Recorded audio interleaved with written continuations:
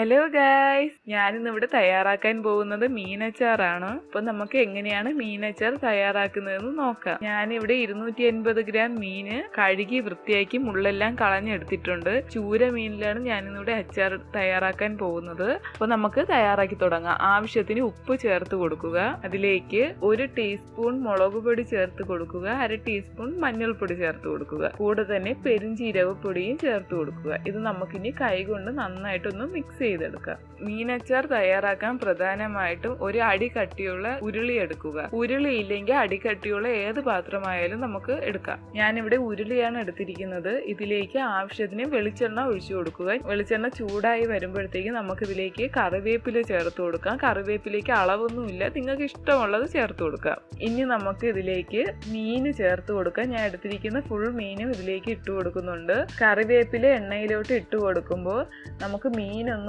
ചട്ടിയിൽ ഒട്ടിപ്പിടിക്കാതെ പെട്ടെന്ന് തന്നെ നമുക്ക് മറിച്ചിട്ട് കൊടുക്കാൻ സാധിക്കും. പിന്നെ ഒരു കാര്യം, മീൻ നിങ്ങൾ ഇട്ട് കൊടുത്ത ഉടനെ തവിയൊന്നും കൊണ്ട് മിക്സ് ചെയ്യാൻ പാടില്ല. കാരണം മീന് പെട്ടെന്ന് പൊടിഞ്ഞു പോവാൻ ചാൻസ് ഉണ്ട്. ഒരു 2-3 സെക്കൻഡ് കഴിഞ്ഞതിന് ശേഷം മാത്രമേ ഒന്ന് മറിച്ചിട്ട് കൊടുക്കാവൂ. അതുപോലെ തന്നെ തീ കുറച്ച് വെച്ച് മാത്രമേ പൊരിച്ചെടുക്കാവൂ, അല്ലെങ്കിൽ പെട്ടെന്ന് തന്നെ കരിഞ്ഞു പോകും. മീൻ ഇവിടെ നന്നായിട്ടൊന്ന് മൊരിഞ്ഞു വന്നിട്ടുണ്ട്. നമുക്കിതൊന്ന് മറിച്ചിട്ട് കൊടുക്കാം. ഇതിപ്പോൾ മീൻ നന്നായിട്ടൊന്ന് മൊരിഞ്ഞു വന്നിട്ടുള്ളതാണ്. ഇത്രത്തോളം മൊരിഞ്ഞു കിട്ടിയാൽ മതിയാവും. നമുക്കിതിനി കോരി മാറ്റാം. ഈ എണ്ണ കളയേണ്ട ആവശ്യമില്ല. നമുക്ക് ഈ എണ്ണയിൽ തന്നെ ഇഞ്ചി വെളുത്തുള്ളി ഇട്ട് മൂപ്പിച്ചെടുക്കാം. ഞാനിവിടെ 4 വലിയ ഇഞ്ചിയും 2 കുടം വെളുത്തുള്ളിയുമാണ് എടുത്തിരിക്കുന്നത്. വെളുത്തുള്ളിയുടെ തൊലി കളയേണ്ട ആവശ്യമില്ല.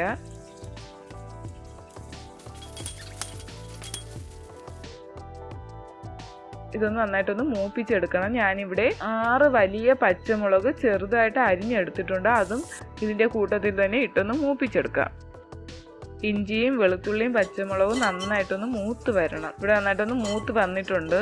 നമുക്കിനി ഇതൊന്ന് കോരി മാറ്റാം. കുറച്ചും കൂടി വെളിച്ചെണ്ണ ഒഴിച്ചു കൊടുക്കുക. പ്രത്യേകം ശ്രദ്ധിക്കണം, തീ കുറച്ച് വെച്ച് വേണം മസാലകൾ മൂപ്പിച്ചെടുക്കാൻ, അല്ലെങ്കിൽ പെട്ടെന്ന് തന്നെ കരിഞ്ഞു പോകാൻ ചാൻസ് കൂടുതലാണ്. ഞാനിവിടെ 2 ടീസ്പൂൺ മുളക് പൊടിയാണ് എടുത്തിരിക്കുന്നത്. അതുപോലെ തന്നെ 1 ടീസ്പൂൺ മഞ്ഞൾപ്പൊടി ചേർത്ത് കൊടുക്കുക. ആവശ്യത്തിന് ഉലുവാപ്പൊടി, കായം ഞാനിവിടെ ഒരു 1/4 ടീസ്പൂണോളം കായം എടുത്തിട്ടുണ്ട്. അടിയിലൊന്നും പിടിക്കാതെ നന്നായിട്ടൊന്ന് ഇളക്കി കൊടുക്കുക. നമുക്കിനി ഇതിലേക്ക് വിനാഗിരി ചേർത്ത് കൊടുക്കണം. ഞാനിവിടെ 1/2 ഗ്ലാസ് വിനാഗിരിയാണ് എടുത്തിരിക്കുന്നത്. അതും കൂടി ഒന്ന് ചേർത്ത് കൊടുത്ത് നന്നായിട്ടൊന്ന് തിളപ്പിച്ചെടുക്കുക. കൂട്ടുകളെല്ലാം നന്നായിട്ടൊന്ന് കുറുകി വരണം. ഇനി നമുക്ക് ഇതിനകത്തേക്ക് ഇഞ്ചി, വെളുത്തുള്ളി, പച്ചമുളക് എന്നിവ ചേർത്ത് കൊടുക്കാം. ആവശ്യത്തിന് ഉപ്പ് ചേർത്ത് കൊടുക്കുക. എനിക്കിവിടെ മുളക് പൊടി മഞ്ഞൾപ്പൊടി കുറവായിട്ട് തോന്നി, അതുകൊണ്ടാണ് ഞാൻ കുറച്ചും കൂടി മുളക് പൊടിയും മഞ്ഞൾപ്പൊടിയും കൂടെ ഇട്ട് കൊടുത്തത്.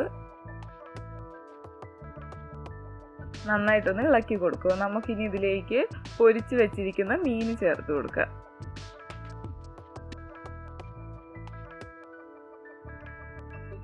നിങ്ങൾക്ക് ചാറ് കുറവായിട്ട് തോന്നുന്നെങ്കിൽ കുറച്ചും കൂടി വെളിച്ചെണ്ണ ഒഴിച്ചു കൊടുത്താൽ മതിയാകും.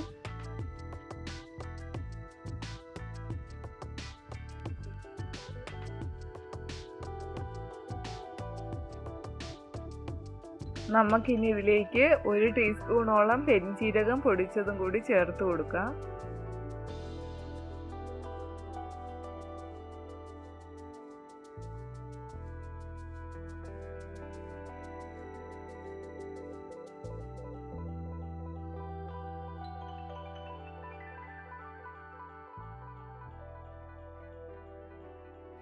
ഇനി തീ ഒന്ന് ഓഫ് ചെയ്ത് കൊടുക്കാം.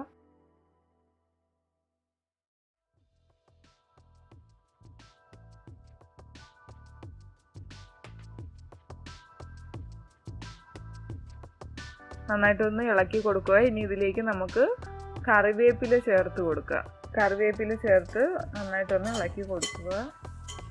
എൻ്റെ വീഡിയോ ഇഷ്ടമായെങ്കിൽ ഷെയർ ചെയ്യുക, ലൈക്ക് ചെയ്യുക, സബ്സ്ക്രൈബ് ചെയ്യുക. കൂടെ തന്നെ ബെൽ ഐക്കൺ കൂടി ക്ലിക്ക് ചെയ്യുക. Thank you.